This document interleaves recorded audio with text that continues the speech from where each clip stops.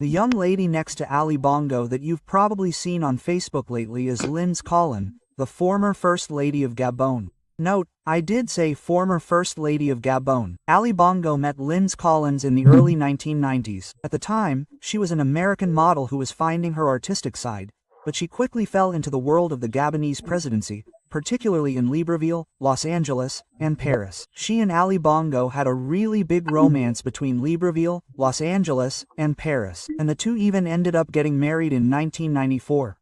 But very quickly, the two young ladies began a long-distance relationship, and things really got complicated as the months went by because she continued to live in the United States while Ali traveled back and forth to Gabon in between. She even said at the time that she was struck by the extreme poverty of the Gabonese population and that she did not understand how her husband and his family could live in such poverty and allow the Gabonese people to live in such misery. And since the misrelationship was starting to get complicated, she also said at that time that she was going to start being mistreated by Ali Bongo during his visits to Gabon. But the problems actually started in 2000 when Ali Bongo married Sylvia Bongo. Sylvia Bongo has often been presented as French, but in this context Sylvia Bongo is really presented as Gabonese. At the time, she was certainly French and living in Gabon, but she studied in Gabon. For example, she attended high school at the Immaculate Conception High School, where I also studied, and she is a far cry from the American who lives in the United States and is Ali Bongo's wife. In any case, the two remained married and he was still married to Sylvia,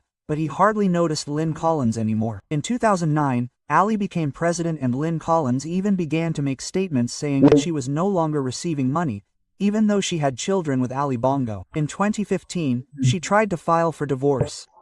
At that time, she was caught in a financial scandal, and there was even talk of millions of dollars, while she said she felt sorry for the Gabonese people who were being neglected.